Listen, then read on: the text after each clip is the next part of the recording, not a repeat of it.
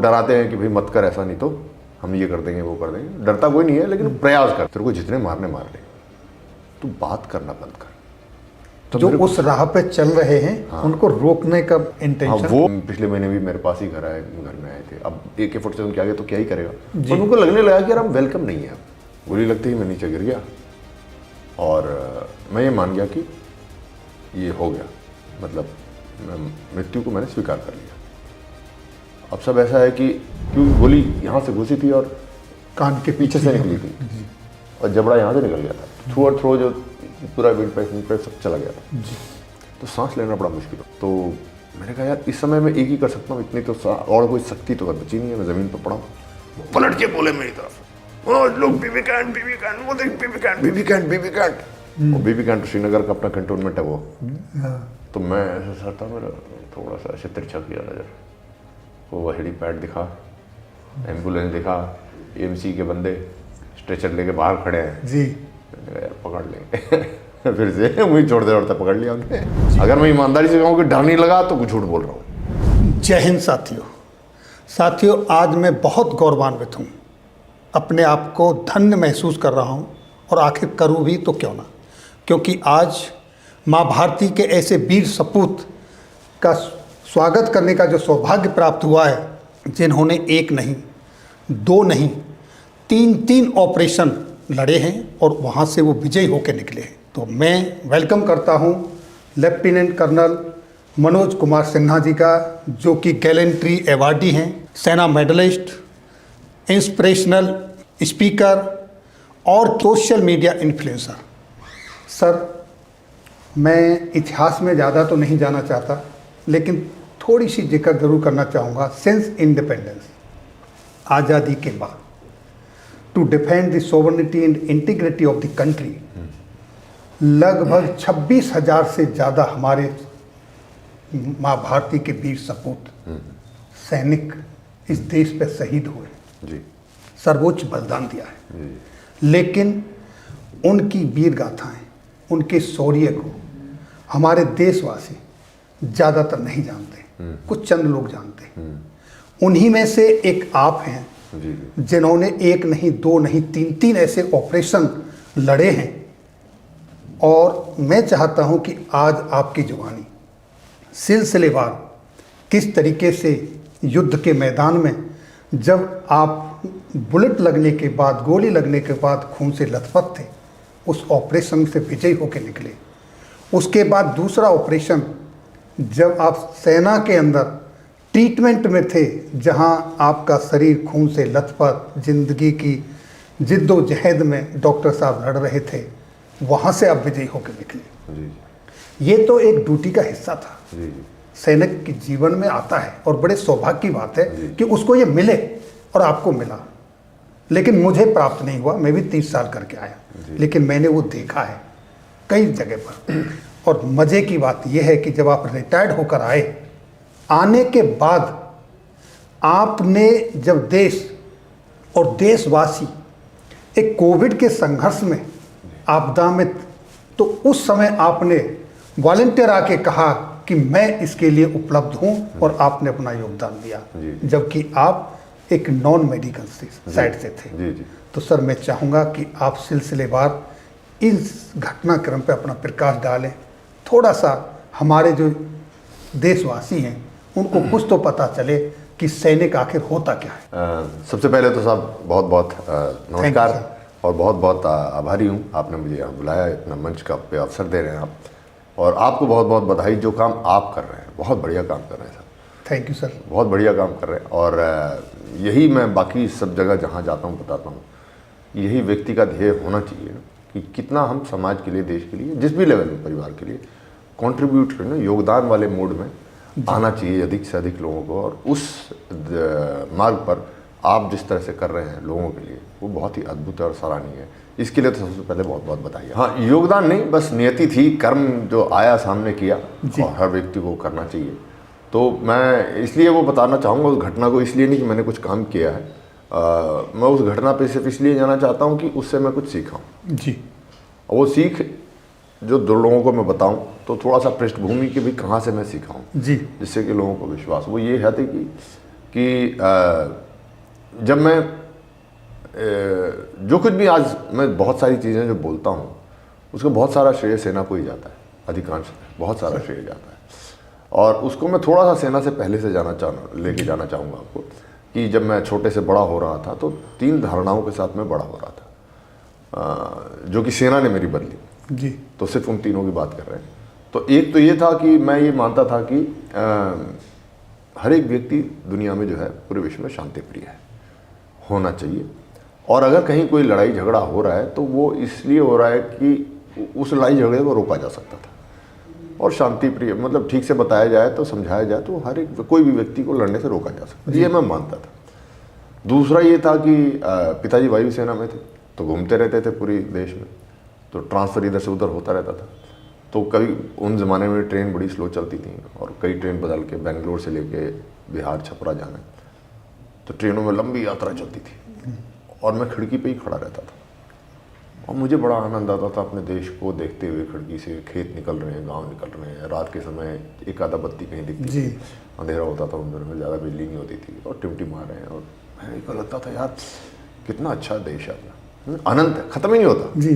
Train चलती जा रही 3-3 4-4 दिन, तो ये देश अनंत है। ज्योग्राफी में पढ़ा था बाउंड्री है, बट व्यवहार में परसेप्शन में मैंने अनंत देखा था, मैंने कोई बॉर्डर देखा नहीं था। तीसरा ये था मेरा कि जहाँ भी जाते थे, जैसे होता है सेना के किसी भी उसमें या सेना के कहीं भी आप ट्रांसफरेबल जॉब में कहीं भी रहेंगे, आज भी घूमेंगे कि आप अगर अपनी जगह बदलते हैं एक शहर से दूसरे शहर, एक मोहल्ले से दूसरे मोहल्ले, तो वहाँ पर देखते हैं आपकी मंदिर एक होता है। तो मुझे ऐसा लगता था बचपन में जी कि भाई यहाँ नहीं ट्रांसफ़र आए हैं और यहाँ पर जो है दुर्गा माता का मंदिर है, तो मुझे लगता था ये यहाँ इंचार्ज हैं, तो यहाँ जो मांगना है इनसे मांगना है। तो छोटी छोटी चीज़ें जब बच्चा मांगता है, नंबर ले आना ये वो माता पास करा। और दूसरी जगह गए तो बोले यहाँ तो बजरंगबली का मंदिर है, तो यहाँ बजरंगबली इंचार्ज है। मतलब मेरे कहने में मेरी आस्था बड़ी फ्लेक्सिबल थी जी, मैं उतना ज़्यादा कोई इसमें ऐसा कुछ नहीं था। अब ये तीनों को लेकर मैं सेना में भर्ती हुआ। मेरे से कई बार पूछा इंटरव्यू में कई लोगों ने कि ना जज्बा था आप में देश का ये वो, तो मैं बोलता हूँ ईमानदारी से कोई जज्बा नहीं। मैंने नौकरी करने गया था जी, नौकरी करने गया, भाई ऑफिसर बन गए, चले पहुँचे। और लॉजिस्टिक प्राइमरली मैं लॉजिस्टिशियन हूँ, लेकिन सेना की बहुत बड़ी अच्छी व्यवस्था है जिसका मैं बहुत बहुत आभारी हूँ, क्योंकि उसकी वजह से काफ़ी जीवन बदला। कि एक सबसे पहले इन्फेंट्री अटैचमेंट को भेजते हैं, तो इन्फेंट्री अटैचमेंट में पहला पहुंचा मैं लाइन ऑफ कंट्रोल पे, तो पेट्रोलिंग चल रही थी, पहला दूसरा है तीसरा दिन था। तो जाते जाते मेरे जवान ने मेरे पीठ पे यहाँ कंधे पे थपकी दी, बोले साहब रुक जाओ। मैं क्या होगा? बोले साहब हमारा इलाका ख़त्म। वो सामने देखो पाकिस्तान का पोस्ट है, अभी एक कदम आगे बढ़ेंगे तो गोली मारेगा। और मैं ये सोच के बड़ा हुआ हूँ कि मेरा देश अनंत है और यहाँ मुझे आज अपने देश का सीमा जो है कोई बता रहा है, और ये भी गारंटीड नहीं है, ये भी उसको स्वीकार है। वो जब हम भर्ती हुए थे सेना में तो बड़ा वो आतंकवादी जो थे वो यूएसएसआर टूटा था, अफगानिस्तान में उनको इस बात का पूरा घमंड था कि हमने तो सोवियत संघ को परास्त किया, वो सारे आ रहे थे वो कॉन्फिडेंस के साथ। तो उस मौके पर फिर जब मैं पलट के देखा वही ज़मीन का टुकड़ा, भूमि का टुकड़ा जिसको मैं चल के गया था, उसको जब मैं पलट के देखा तो मुझे देश समझ में आना शुरू हुआ, और तब से देश समझ ही रहा हूँ साहब जी। उसके पहले नहीं समझ में आया, उसके पहले मैं गारंटी लिया क्या है देश में, क्या टेंशन है, मतलब किस बात के जज्बात बोलते क्या है। होता है ना जब आपका स्वास्थ्य बढ़िया हो जी, तो आप सोचते हो क्यों बोल रहे हैं लोग हेल्थ की केयर करो। जब स्वास्थ्य में कोई प्रॉब्लम आती है तब ध्यान देना पड़ेगा इसका। तो मुझे प्रॉब्लम ही नहीं दिखती थी उसके पहले, वहाँ दिखी प्रॉब्लम, तब पता चला, तब मुझे यार देश तो ये ज़रूरी है यार। और उसके बाद फिर जो भी है सेना में होता है, जैसे समझते गए टेररिस्ट के बारे में, आतंकवादी के बारे में, शत्रु के बारे में समझ, तब मैंने देखा कि यार, लेकिन मेरी वो एक तो पहली धारणा देश अनंत है वहाँ से टूट गया। दूसरा धारणा अभी भी लेके बैठा था मैं कि यार क्यों लड़ रहे हैं, समझा ही देता ना इसको जी।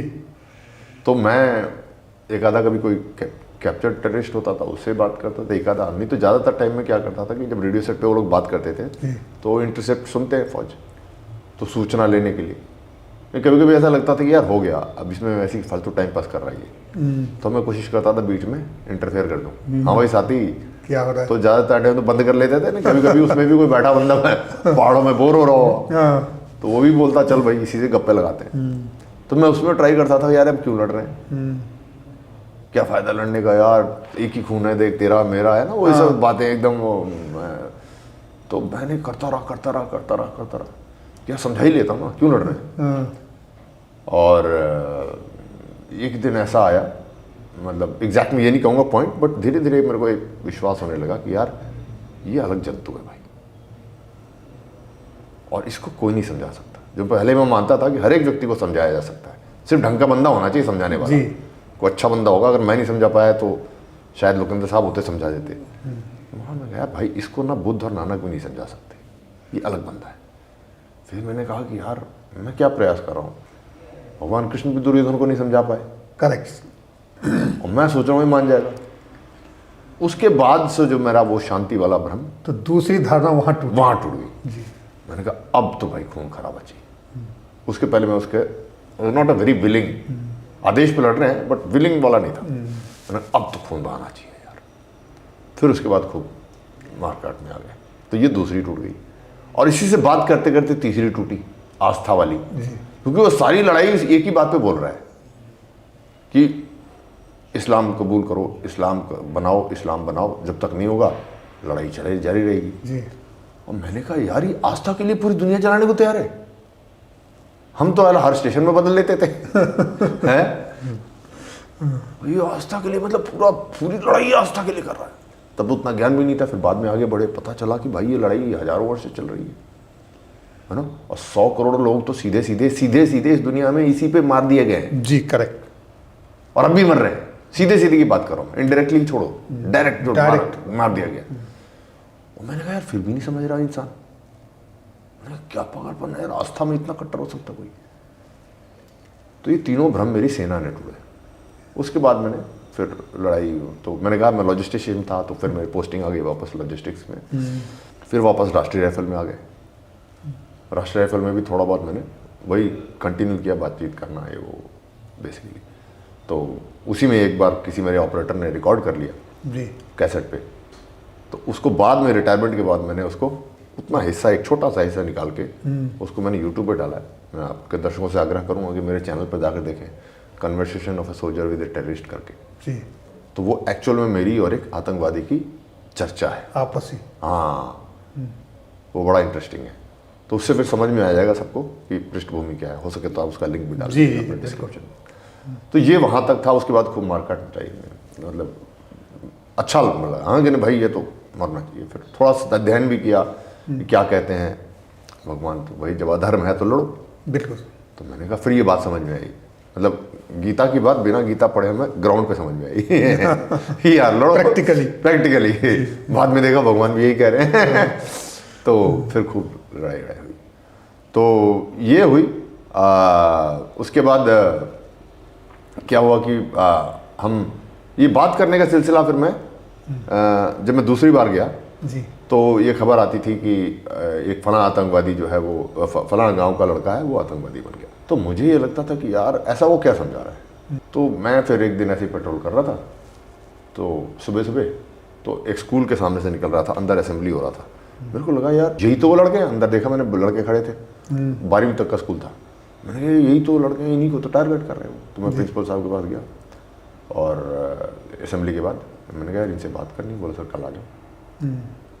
आज तो मैंने ठीक है, तो अगले दिन गया, फिर मैंने बातचीत करनी शुरू करी उनसे फिर से, और उनसे बात करी। उसके बाद वही सारी बातचीत मैं फिर मोहल्ले में, गली में, बाज़ार में, जहाँ भी खड़ा होता था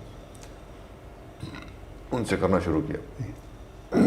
परिणाम ये हुआ उसका कि 1-1.5 महीने के बाद सेना में मेरे को, जैसे आपने भी परिचय दिया अभी मेरा उपलब्धियों के बारे में, बहुत लोग देते हैं और बोलते हैं भाई आतंकवादी मारे तो सेना मेडल है, ये है वो है।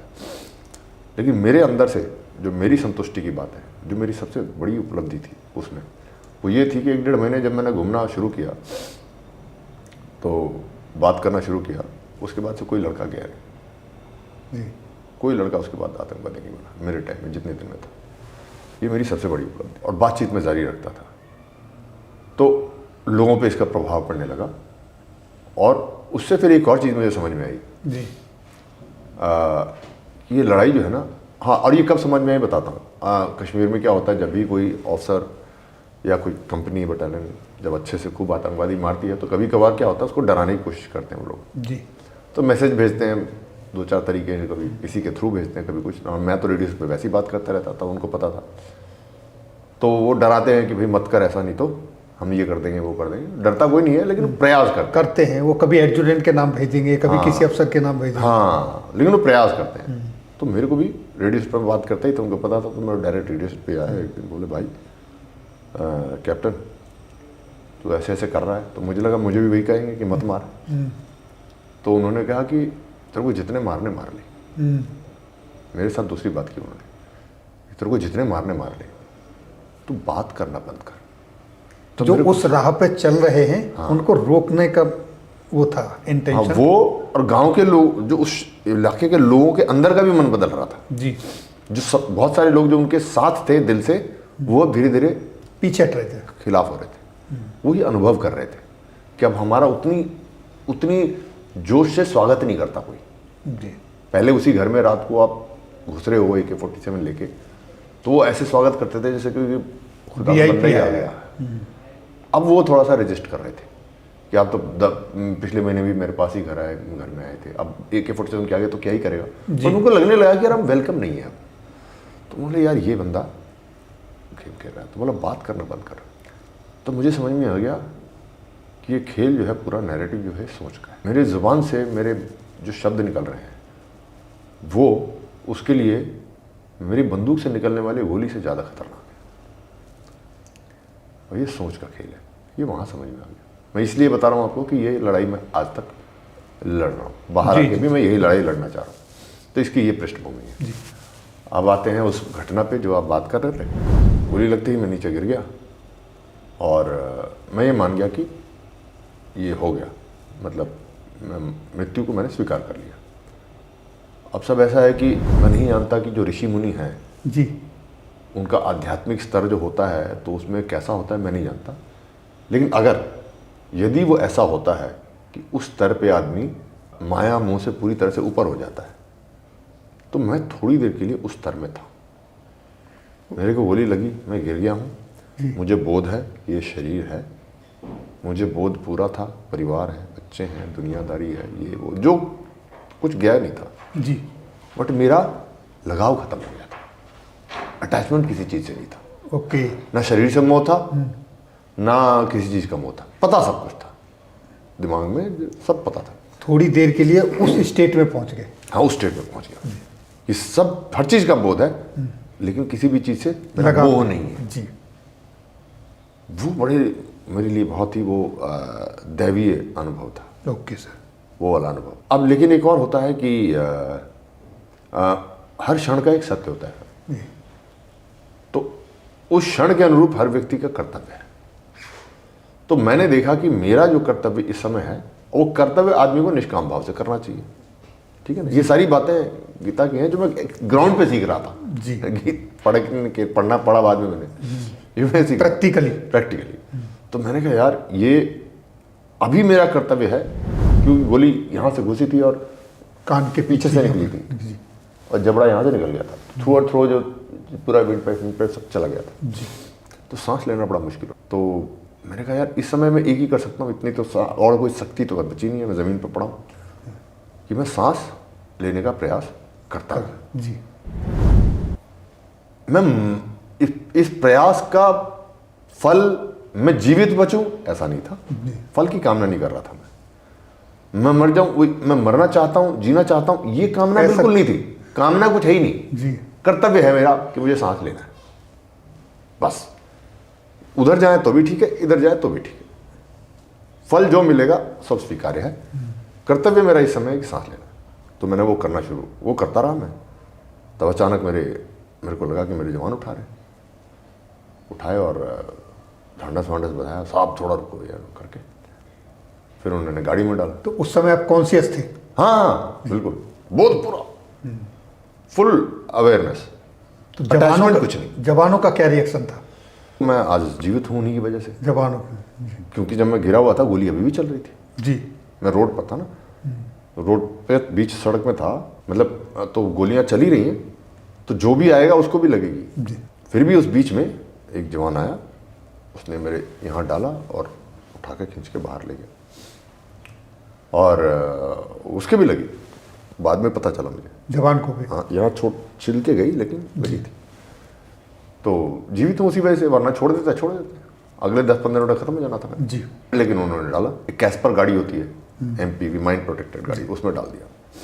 अब उसमें डाल दिया तो मैं सोच रहा हूँ कि यार इधर से अभी लेके जाएंगे बाई रोड श्रीनगर 92 BH, ये तो बहुत लंबा रास्ता है, इतना लंबा तो नहीं खींच पाऊंगा मैं, ये मन में मेरे विचार ये मतलब हाँ दिमाग में थॉट्स आ रहे हैं। हाँ कि इतना देर नहीं खींच पाऊंगा मैं।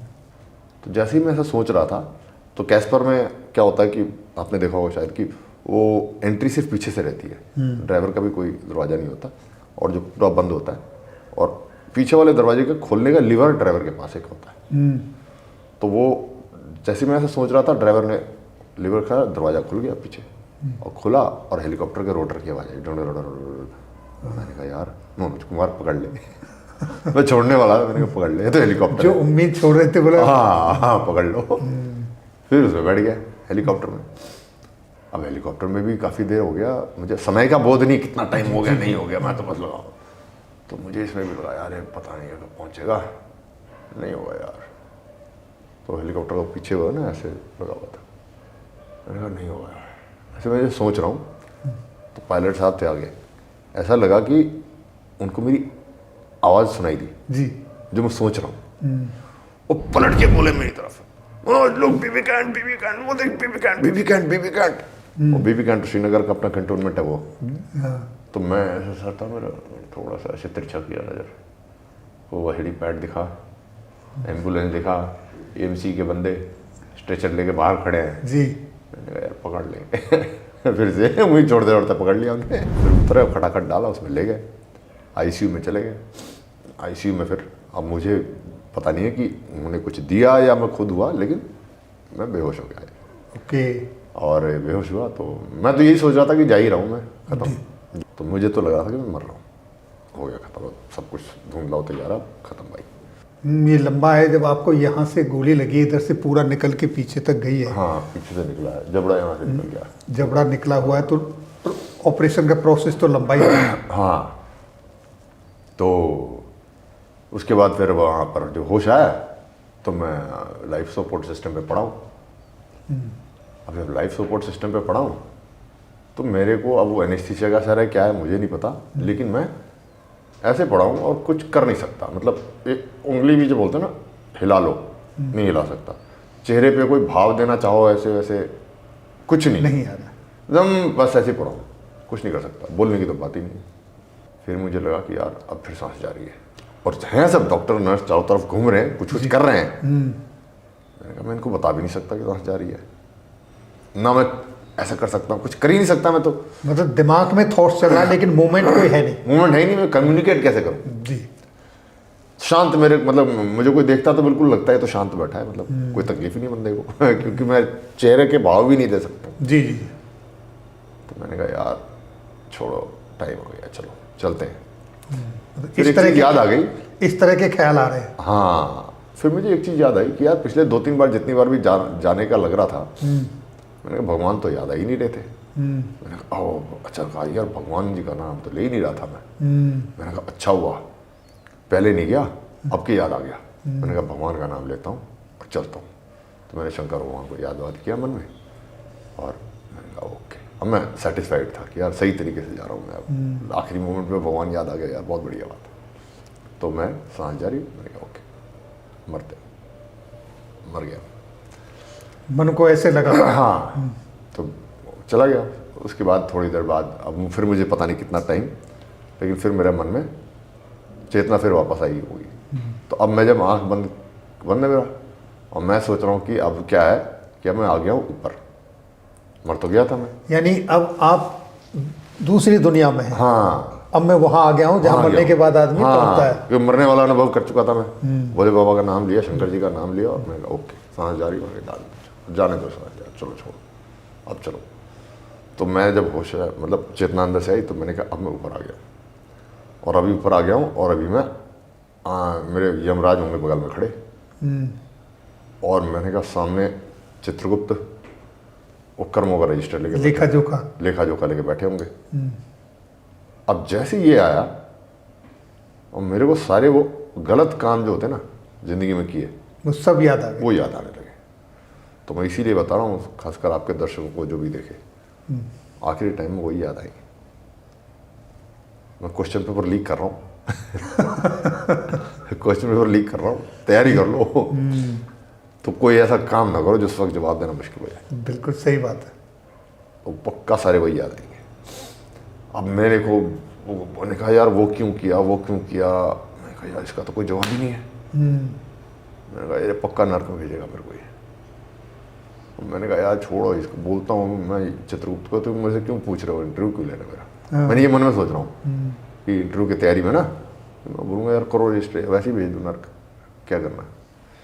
फिर मेरे दिमाग में कहीं से आया ये कि यार कहीं सुना था, पढ़ा था कि वीर गति के मार्ग से जो आता है उसको तो स्वर्ग मिलता है। और मेरी पहली, मैंने कहा ना मेरी पढ़ा था क्या, मतलब मेरी पहली जो इन्फेंट्री यूनिट थी वो राजरीफ थी जी। तो उसका वो मोटे वीर भोग्या वसुंधरा। मैंने कहा वीर भोग्या वसुंधरा होता है तो हम तो वीर गति के मार्ग से आ रहे हैं। तो मैंने कहा अपना तो वीआईपी पास है भाई। मैंने कहा ओ मैं फालतू डर रहा हूँ, अपना तो वीआईपी पास है। मैं दिखाता हूँ चित्रगुप्त को कि तुम करो रजिस्टर बंद, ये रहा वीआईपी पास, डायरेक्ट स्वर्ग की एंट्री दो यार। मैं फिर मोरली अंदर से फिट हो गया। मैंने कहा अब खोलता हूँ इंटरव्यू, अब चलो। मैं आँख खोला कि मैं चित्रगुप्त को सुना दूंगा। मैंने आँख खोला, अरे ये तो बेड़ी पे हूँ भाई, ये गया ही नहीं। मैं तो यही हूँ, टेक ऑफ ही नहीं हुआ मैं तो। मैं बता रहा हूँ साहब लोकेंद्र साहब, आज तक पश्चाताप है कि यार अच्छा वाला स्वर्ग जा रहा था मैं, अपॉर्चुनिटी मिस हो गई। अब ये जो है लंबा रास्ता है, सीधा वैकुंठ धाम का सीधा वैकुंठ धाम में जा रहा था। अब ये कर्म करके जाना पड़ेगा, ये बड़ा मुश्किल काम है। प्रयास कर रहे हैं, अभी बहुत कुछ काम बाकी रह गया। लेकिन ये जरा मुश्किल काम है, वो शॉर्टकट से मिल रहा था मुझे। तो ये आपके दर्शकों को बता रहा हूँ कि भाई ये याद कर लो, कोई ऐसे काम नहीं करना जो बाद में ना पछताना पड़े। क्योंकि आपके जो सबसे, जिस भाव में जो आपके जो सबसे ज़्यादा डोमिनेंट भाव है ना आपका जीवन में, जिसमें आप सबसे ज़्यादा आपने काटा, वो उस वक्त हावी हो जाएगा जी। अब कितना भी सोचो कि नहीं उस वक्त में अच्छे माइंडसेट में जाऊंगा, ये वो नहीं होगा। जो आपने कर्म करे हैं, जिस प्रकार के आपने पूरी ज़िंदगी, अगर हाय पैसा लालच में कितना रहा है तो वही आपके पास भारी है। उसका सवाल पूछा भाई क्या करा तुमने ज़िंदगी में, आपके पास कोई जवाब नहीं होगा। पूरी ज़िंदगी आपने आई मी माई सेल्फ, मेरा खड़े काटी है, फिर वहाँ पर वही आ जाएगा, हाँ भाई बोल क्या किया तूने नीचे जाके अपने अलावा, फिर आपके पास कोई जवाब नहीं होगा। इनकमिंग तो है, आउटगोइंग तो कुछ मिल ही नहीं रहा। हाँ बोला तेरे को भेजा किस लिए था वहाँ पर नीचे। तो वो आप सोच लो कि आपको वो जवाब देना पड़ेगा जी। वही सबसे ज़्यादा आएगा।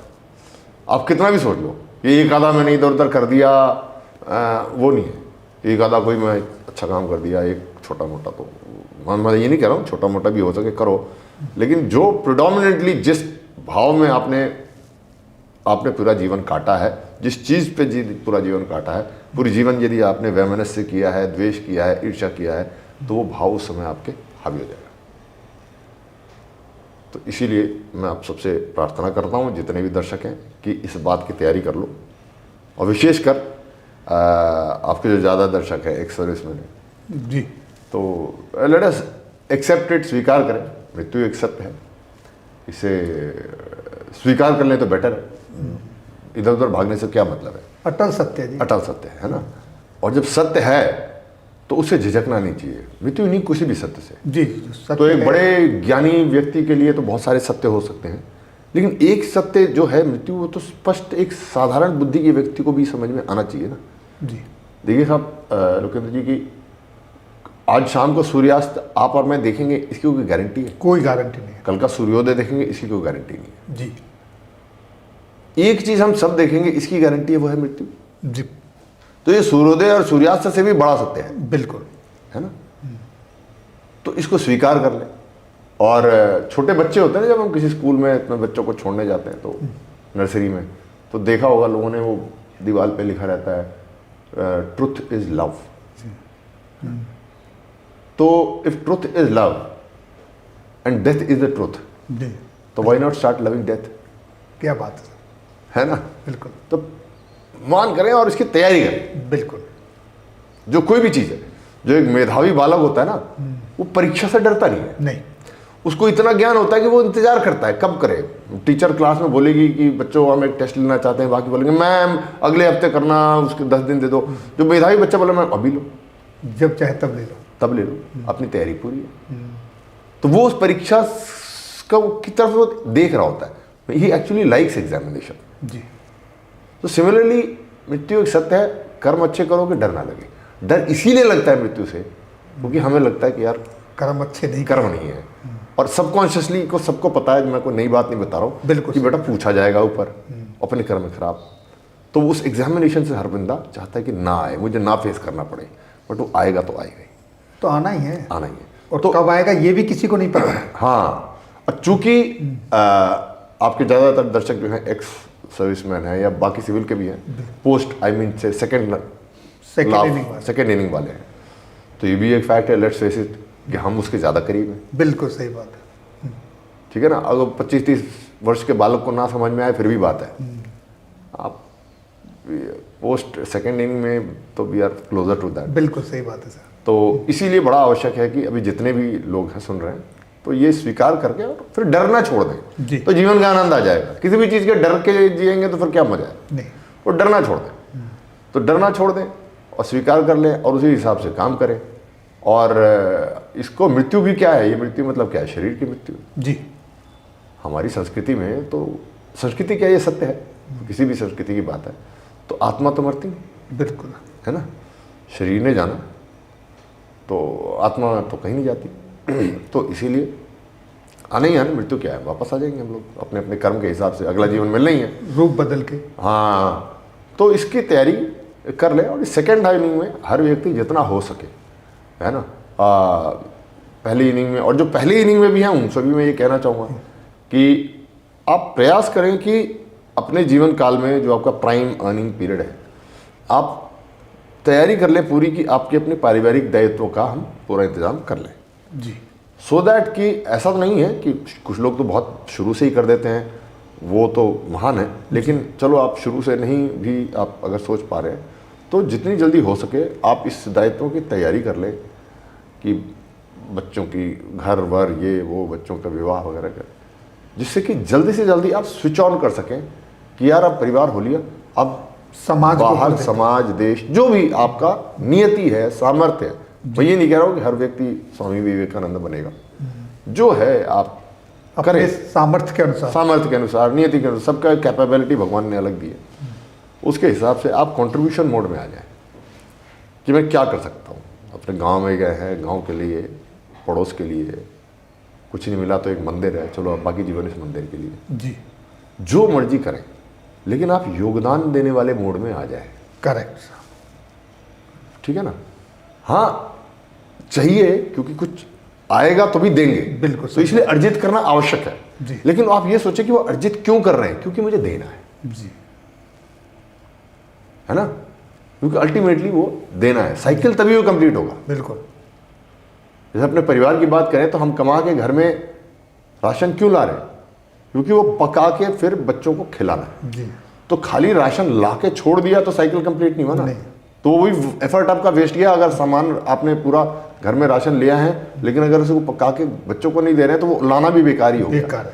तो लाना है, अपने लिए जुगाड़ करना है, अर्जित करना है, धन भी अर्जित करना है, संपत्ति भी अर्जित करनी है, इसलिए कि इसको हम वापस हमने देना है। देना भी है समाज को। ये चक्र है, ये चलते रहना चाहिए।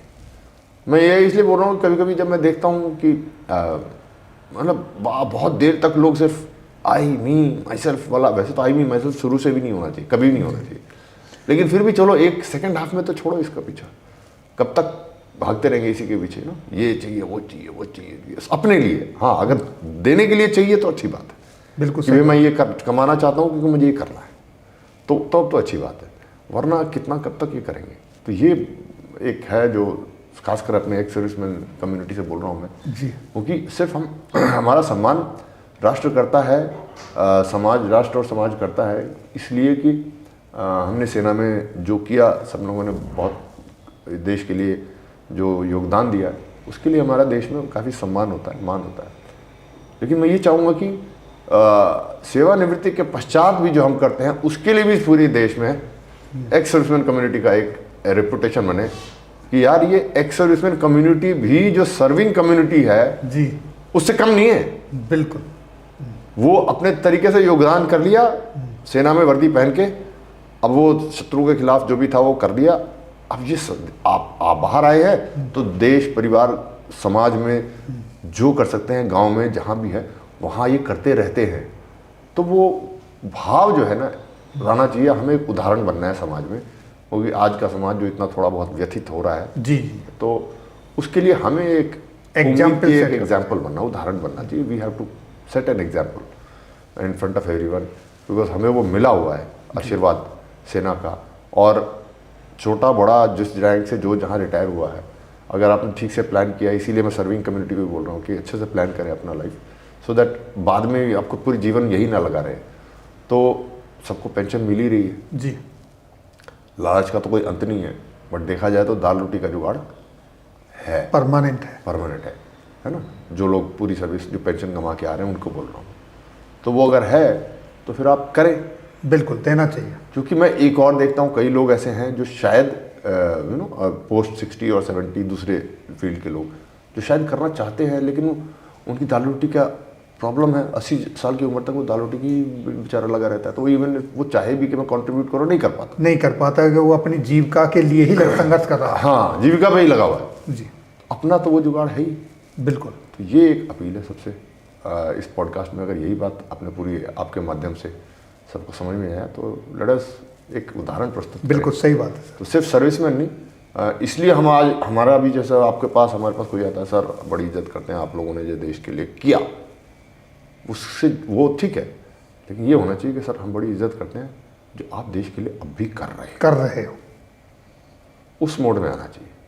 और हमें इसको हमें ये लीड करना चाहिए एक सर्विसमैन को, एग्जाम्पल सेट करना चाहिए जो आप कर रहे हो रिटायरमेंट के बाद भी एक कम्युनिटी के लिए, अपनी कम्युनिटी के लिए करो, कोई बात नहीं, एक सर्विसमैन कम्युनिटी के जो भी जिसकी जो नियति है करो, तो सही अपनी गांव छोटा सा करो सामर्थ्य के अनुसार। हाँ, जिसको अपना गांव, खेड़ा, कस्बा, उसी में करो, मंदिर पकड़ लिया उसको करो, कुछ तो करो, but you have to start giving that. Sir आपका रिटायरमेंट हुआ 2018 में और 2019 में कोविड आया जी, और आपने कोविड में जब देश और देशवासियों के ऊपर ये आपदा पड़ी थी जी, तो आपने वॉलंटियर आके हाँ, इस ऑपरेशन में हिस्सा लिया। जी जी, तो ये आपको लगा नहीं कि डॉक्टर साहब भी तो पूरे पॉलीथिन में पैक रहते हैं? हाँ, इस तरीके का ये एक हवा चली हुई थी कि अगर इससे भी टच कर दिया, उससे टच कर दिया, हो जाएगा। हाँ। और आपको इस फील्ड की तो नॉलेज भी नहीं थी, फिर भी आप आगे आए। हाँ। वो क्या वजह थी, किस वजह से आप ये चेतना जागी, या क्यों आप इतना बड़ा रिस्क ले रहे थे, या क्या वजह थी? वजह वही है जो अब तक बताया कि मैं घर में बैठा था, को लॉकडाउन हो रखा था, और बाकी सबकी तरह मैं भी टीवी पे देख रहा था, मोबाइल पे देख रहा था। फिर एक भाव आया कि यार मनोज कुमार, तू स्क्रीन पे देखेगा या कुछ करेगा भी इसका? अब तो मैंने कहा यार जब इतनी बड़ी आपदा है तो क्या कर रहा है इसका? तो मुझे ज़्यादा समझ में नहीं आया। मैंने ईमेल महाराष्ट्र गवर्नमेंट में, मुंबई में रहता हूँ, महाराष्ट्र गवर्नमेंट को ईमेल किया कि मैं एक रिटायर्ड आर्मी ऑफिसर हूँ एंड मैं इस लड़ाई में योगदान देना चाहता हूँ। तो थोड़ी देर बाद फ़ोन आया, तो कुछ दिनों बाद बोला सर ऐसे ऐसे है, तो मेरे को एक अस्पताल में पहुँचा दिया उन्होंने। कोविड के लिए नया एक अस्पताल, बंद अस्पताल पड़ा था, उसको खोल रहे थे जी। अब वहाँ पर गए तो मेरे से पूछा भाई आप क्या कर सकते हो, तो मुझे भी समझ में नहीं आया। मैंने कहा 2 ही काम कर सकता हूँ, या तो झाड़ू पोछा करवा लो या गाड़ी चलवा लो, बस। और तो ये जितने भी काम हो रहे हैं और किसी योग्य तो हूँ ये जो आपके यंत्र है ये तो मैं चला नहीं सकता। हाँ, मेडिकल का ज्ञान 0 है। तो मैंने कहा यार यही 2 काम हो सकते हैं। तो 3-4 दिन एक्चुअली में मुझे कुछ समझ में आ नहीं रहा था जी, न वो कोई रोल ढूंढ पा रहे थे। फिर अचानक उन्हें लगा कि क्योंकि नया नया खुला था, पेशेंट केयर अटेंडेंट्स की प्रॉब्लम हो रही थी, मैनेज नहीं हो रहे थे, जो भी था काफ़ी कॉम्प्लिकेशंस थे। तो फिर उन्होंने कहा कि सर आप ये संभाल लोगे, पीसीए बोला उन्होंने, बोला मैंने कहा पीसी का फुल फॉर्म तो बताओ मेरे को, हाँ। इतना ही ज्ञान है अपना तो तो बोला पेशेंट केयर अटेंडेंट। मैंने कहा ठीक है। तो उसको फिर हमने कंट्रोल करना शुरू किया। फिर बोला वो, फिर मैंने कहा, उन्होंने कहा कि सर आप एक अपनी कोर टीम बना लो। मैंने कहा यार मैं आप अस्पताल से तो किसी को नहीं लूँगा। बोला फिर? मैंने कहा मैं अपने लाऊंगा। बोले आप ले आओ, कोरोना में घर से नहीं निकल रहा, आप लाते तो ले आओ। किसको लाओगे? मैंने कहा फौजी लाऊंगा। तो बोल तो दिया मैंने। मैंने कहा कहीं नहीं आया तो बेइज्जती हो जाएगी। जानता मैं किसी को नहीं था, वो ऐसे व्हाट्सएप पे घुमा दिया। लेकिन विश्वास था। हाँ विश्वास था, क्योंकि हम जिस कम्युनिटी से आए हैं, हाँ उस कम्युनिटी को हम जानते हैं। बिल्कुल। तो फिर एक नायक साहब, एक हवलदार जी रिटायर्ड, एक सूबेदार, ऐसे आते चले गए। वो टीम बनी और हमने पूरे हॉस्पिटल का ऑलमोस्ट ये पूरा 1800 पेशेंट तक हो जाते थे कोविड के। और उसमें जितने भी patient care attendant, male female दोनों, उनका, और बड़ा थोड़ा चुनौतीपूर्ण था क्योंकि वो जितने लोग भी आ रहे थे वो ट्रेंड नहीं थे जी। हमें कहा यार इन गरीब लोगों को इसमें झोंक रहे हैं हम, ये सेवा तो क्या करें, पहले खुद ही इनको इन्फेक्शन हो जाएगा। सही बात है सर। तो उनकी ट्रेनिंग, खुद की ट्रेनिंग, हमें कौन सा ज्ञान? जी बिल्कुल सही बात है। हमें खुद की ट्रेनिंग, उनकी ट्रेनिंग, एहतियात रखना, फिर सब कुछ कर करा के अंदर फिर वो करा। फिर उसके बाद उन्होंने कहा सर हाउसकीपिंग भी देख लो आप। फिर हाउसकीपिंग, तो ये हमने करते रहे और अवसर मिला, ईश्वर ने मौका अवसर दिया।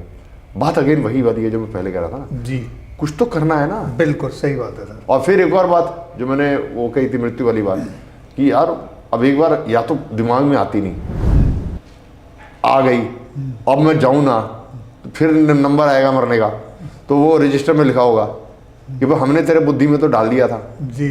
तू घर से निकला ही नहीं। क्यों नहीं निकला भाई? जब आपदा थी, हाँ, और वहाँ बैठे घर में इंतजार करते रहे। हाँ, अगर ना आता बुद्धि में तो ठीक है, अब बुद्धि में भगवान बोलेगा तो बुद्धि में तो तेरे डाल नहीं था हमने, अब फिर भी तूने नहीं कुछ करा। तो मैंने कहा फिर क्या जवाब दूंगा मैं चित्रगुप्त को? वहाँ डबल पेनल्टी लगेगी। हाँ, मैंने कहा भाई ये मुश्किल है, तो चल भाई अब आ गया बुद्धि में तो निकल, बिल्कुल ये तो सही मुश्किल होगा जवाब देना लास्ट टाइम में फिर से। तो और वो ही प्रेरणा थी। अगर मैं ईमानदारी से कहूँ कि डर नहीं लगा तो कुछ झूठ बोल रहा हूँ। जब गए देखा चारों तरफ लोग मर रहे हैं, ये हो रहा है वो हो रहा है, और मुझे जाते ही हो गया, महीने भर में कोविड हो गया था। ओके। जब वो एकदम इतना खतरनाक सा था ना कि अब तो जो हो गया हो गया। Second wave? नहीं, फर्स्ट में ही। अच्छा, फर्स्ट वेव। हाँ, ओके। जब दहशत हो रही थी कि अब कुछ जिसको हो गया गया, तो उसी में हो गया था मुझे। तो मैं कहा ठीक है अब हो गया तो हाँ, तो मृत्यु को नई बात तो है नहीं वो हमारे लिए, तो वो हो गया। लेकिन ठीक है, वो कर कराया, उसके बाद हम करते रहे, तो अवसर दिया ईश्वर ने, तो वो एक अलग अनुभव था। और जितना सेना में सीखे थे तो अब और देखा। और मृत्यु जो है ना बहुत एक ज़बरदस्त शिक्षक है, गुरु है। तो सेना में मुझे लग रहा था कि मैंने बहुत देख लिया, और यहाँ पर अच्छा वो सारे काम में ना पेशेंट केयर अटेंडेंट में एक काम हमारा ये था डेड बॉडी पैकिंग। तो जहाँ भी डेथ हो हमारे पास, मैंने कंट्रोल रूम बना रखा था, मेरे बंदे वहाँ बैठते थे, और जहाँ भी डेथ हो तो हमारे पास आता था कि सर ये डेथ हो गई इस वार्ड में। तो न जाने कितने डेड बॉडी देखे हमने, और मुझे ऐसा लग रहा था कि सेना में बहुत देख लिया, उससे ज़्यादा यहाँ देखे हम आने के बाद। हाँ, और जीवन को बड़ा नज़दीक से देखा था, क्योंकि कुछ बहुत अच्छे उदाहरण देखे मैंने मानवता के। मैं अपनी बात क्या है, ठीक है आज मेरे को अवसर मिल रहा है, मंच मिल रहा है, मैं बोल रहा हूँ, मैंने साधारण लोगों को देखा है जी। मैंने इसीलिए कहता हूँ ना कि हमारा मनुष्य के बनाए सिस्टम में बहुत सारी लिमिटेशन हैं। हम मनुष्य हैं, सीमित बुद्धि है, तो हम इसको अच्छा, इसको बुरा, ये ज़्यादा बड़ा, ये छोटा हम कर लेते हैं। और इसमें क्योंकि ये मनुष्य है, कहानी कविताएं में लिखते हैं तो हम किसी को बड़ा महान बनाते हैं, किसी को भूल जाते हैं जी। शायद सही लोगों को हम उतना क्रेडिट नहीं दे पाते हैं। लेकिन जब ऊपर जाएंगे ना तो ऊपर वाले का सिस्टम बिल्कुल फ्लॉलेस है, सही क्रेडिट मिलता है। ऊपर किसको कितने नंबर मिलने हैं ना मुझे समझ में आता है। तो मैंने ये भी देखा वहाँ पर, और ये सेना में भी देखा मैंने जी, कि इंजरी के बाद मैंने 2000 में मुझे लगी थी ना, तो 18 में छोड़ा मैंने, तो उसके बाद 18 साल नौकरी करी मैंने। बहुत सारे लोग ऐसे सेना में जवान भी मिले।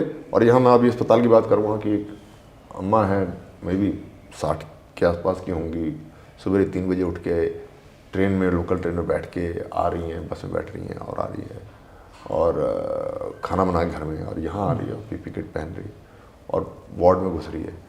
और जिस निष्काम भाव से वो पेशेंट की सेवा कर रही है, स्माइल करते हुए। वो पेशेंट जिसको कि कोई अपने रिश्तेदार नहीं छूते कोरोना में, जी, वो कर रही है, खाना खिला रही है, बैठा रही है, खाना। तो मैं ये जानता हूँ कि नाम मेरा हो रहा है, मेरे को कैमरा मिल रहा है, ऊपर उसके नंबर मुझसे ज़्यादा आएंगे। सही बात। जो मैं बात कहा ना, अपने अपने लेवल में करो, जी। उसका लेवल वही है, लेकिन उसमें वो इतना 100% डाल रही है कि मैं जानता हूँ ऊपर मेरे से ज़्यादा नंबर उसके आएंगे, क्योंकि वहाँ जो लिखा जा रहा है वो उसमें कोई पक्षपात नहीं है। कोई नहीं। वो जानता है, वो सिर्फ ये देखता है कि तेरे को हमने किस परिस्थिति में डाला, तूने वहाँ अपना 100% दिया कि नहीं दिया, नहीं। योगदान। बिल्कुल। तो मैंने कहा ये तो कर रही है भाई, इतनी श्रद्धा से कर रही है वो। ऐसी फौज में मैंने जवान देखे जिनकी कमिटमेंट देख के मैं कहा यार, आर्मी में हम अफसर हैं, कोई जनरल है तो शायद बाहर से कोई सोचेगा कि आप ज़्यादा बड़े हो, वो ये थोड़ा कम है, आप ज़्यादा सक्सेसफुल हो, वो नहीं है। मैंने कहा मैं तो ऊपर देख के आ गया हूँ, तो मेरे को पता था ये ऊपर मेरे से ज़्यादा नंबर पाएगा भाई। इसकी कमिटमेंट, इसकी सादगी, इसकी सिंसियरिटी इस जवान की इतनी है, ऊपर मेरे से ज़्यादा नंबर पाएगा। नाम चाहे जिसका होता रहे, नीचे ये इंसानों की बनाई हुई व्यवस्था में गलत बड़ हो सकती है कि हम किसी को हीरो, किसी को नॉर्मल समझते हैं, ऊपर तो कोई गड़बड़ नहीं है। लेकिन असली एसीआर इसका भरा जा रहा है ऊपर। हाँ, मैं कहा ये ज़्यादा कमाएगा, और ऊपर आप बेवकूफ़। नीचे क्या है ना, हम लोग भाषा में बात करते हैं जी, भाषा, पर्सनालिटी, ये वो टर्नाटी है, वो फलाना टीम का नाम, मेरे शब्दों की बात ताकत है, बोलने की तरीका है, ये हुआ। ऊपर जब आप जाओगे, भाषा तो है ही। नीचे जो लेखा जोखा है। हाँ, नीचे जो हम एक दूसरे का बोलते हैं ना, इन्फ्लुएंस कर लेते हैं जी, है ना, कन्विंस कर लेते हैं, अपनी कन्विंसिंग पावर, लैंग्वेज ये वो। ऊपर कुछ नहीं है। कितने ही तगड़े आप नीचे ज्ञानी रहे होगे, ऊपर आपकी ज्ञान कोई लैंग्वेज ही नहीं है, भाषा ही नहीं है, शरीर ही नहीं है, कहेंगे पर्सनालिटी दिखाओगे आप। बिल्कुल सही बात है। यार लंबा चौड़ा बंदा, क्या पर्सनालिटी थी यार, बंदा इंप्रेसिव है यार। ऊपर वाले को शरीर छोड़ के जा रहे तो कैसे इंप्रेस करोगे आप। तो ये मैंने देखा वहाँ अस्पताल में भी, बहुत सीखा। सिंपल, मैं ये नहीं कह रहा हूँ कि जो ऊपर मेरे से सीनियर हैं वो सारे डाउन है। मैंने सीनियर अफसर भी देखे, उनका कमिटमेंट लेवल में जानता था कि उतना मेरा तो नहीं है। जी, जवान भी देखे, तो वो मैंने वहाँ भी देखा, अस्पताल में भी देखा, और बड़ा अस्पताल में अनुभव हुआ इस बात का। मानवता के कुछ श्रेष्ठ उदाहरण भी देखे जो मैंने बताया, कुछ दूसरे तरफ के भी देखे। हाँ, कि किसी की मृत्यु हो गई है और जब शरीर, वहाँ पर कोविड में क्या होता था, बॉडी को पैक कर दिया जाता था, बॉडी बैग के अंदर पूरा सील करके हम पैक कर देते थे। और फिर कोई आ रहा है अपना खून, बेटा बेटी कोई बहू, ऐसे वो कह रहा है कि इसे कान में बूंदे थे, वो कहाँ है, खोलो। तो वो मानवता के नीचे वाले स्तर को भी देखा, ऊपर वाले स्तर को भी देखा। तो बड़ा अनुभव हुआ कोविड वाला, बहुत गहराई से ज़िंदगी को नज़दीक से देखना। तो फौज ने सिखाया बहुत कुछ, उसके बाद यहाँ सीखा बहुत कुछ। तो ऊपर वाली कृपा है जो इतना दे रही है, समझ रहे हैं। अब सोच रहे हैं कि हम जितना दे सकें लोगों को समझ में आ जाए। तो क्योंकि अव्यवस्था बहुत दिखती है बाहर जी, बहुत सारे अच्छे लोग हैं, अच्छे हैं निश्चित रूप से हैं, तभी है, नहीं तो प्रलय आ जाता। बिल्कुल सही बात है ना, अच्छे लोग बहुत हैं, आपके जैसे लोग काम कर रहे हैं, और धर्मात्मा लोग, तो तभी है, बैलेंस बना हुआ है। लेकिन जो बाकी लोग हैं कोशिश कर रहे हैं कि कुछ समाज को दे सके सर। बिल्कुल बिल्कुल, बहुत बढ़िया। आप तो जो काम कर रहे हैं, मैंने कहा ना, बहुत सराहनीय काम कर रहे हो। तो साथियों, अभी आपने कर्नल मनोज कुमार सिन्हा जी को सुना। उन्होंने अपने जो सेना के अंदर जो ऑपरेशन झेले वो, और सिविल में जो काम किया उसके बारे में चर्चा की। सर, आपने खुल के विचार रखे और जो मानवता का एक पाठ पढ़ाया, एक बहुत ही, उसके लिए बहुत बहुत धन्यवाद सर।